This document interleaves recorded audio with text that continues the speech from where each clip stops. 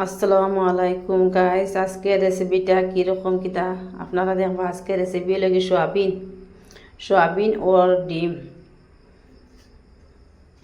পেঁয়াজ রসুন আদা পেস্ট বেশি না ডাবা লইলাম। পেঁয়াজ রসুনের পেস্টটা করতাম।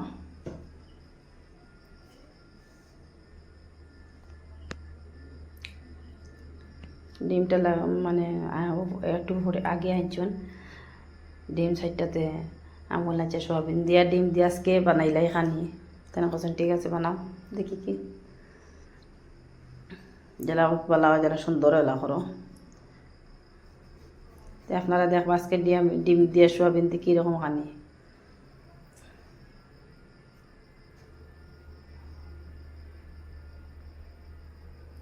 ডিম দুইটা ভাঙিলাম।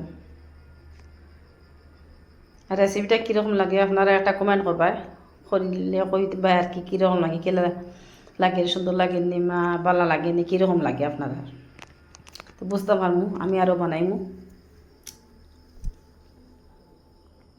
সোয়াবিনের মাঝে ডিম দিলাম, দিয়া একটু লবণ দিলাম, হলদি মরিচ গুঁড়া দিলাম, তার মধ্যে বাহর গুঁড়া দিলাম, একটু বেসন দিলাম, সব কিছু দিয়ে লাড়াচাড়া করলাম সবটা দিয়া।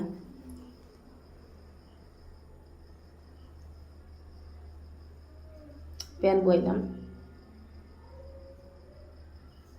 প্যান চুলার মাঝে বয়ে দিলাম,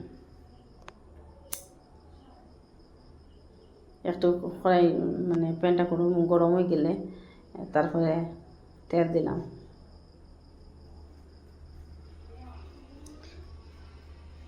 সোয়াবিন আর ডিম যেন তারে মানে খুব লাড়াচাড়া করে ডিম নিচে লাগিয়ে দিব, লেগে লাড়াচাড়া কত সময় করবা করিয়ে তার ডিমিয়া সোয়াবিন একটু কড়া মুখাই গেল, তারপরে বাজা করে নামাই দিলাম। আপনারা দেখবা কীরকম কিলা করি। আর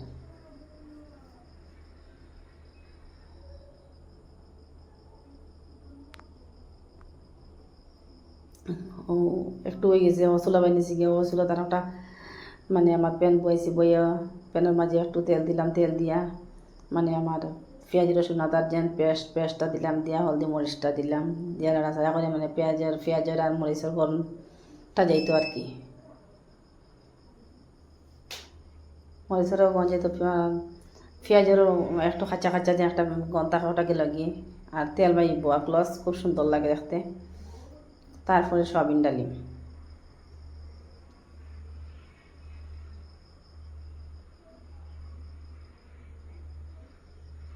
সয়াবিনটা ডালিলাম, 10-15 মিনিট মানে করলাম, তারা লাড়াচাড়া করিয়া সিজিটো একটা তো সিজিটো না সিজা তো লাগবো, সিজাইলাম। ওদিকে বইছি পানি কদ্দু দিয়ে মাছ দিয়া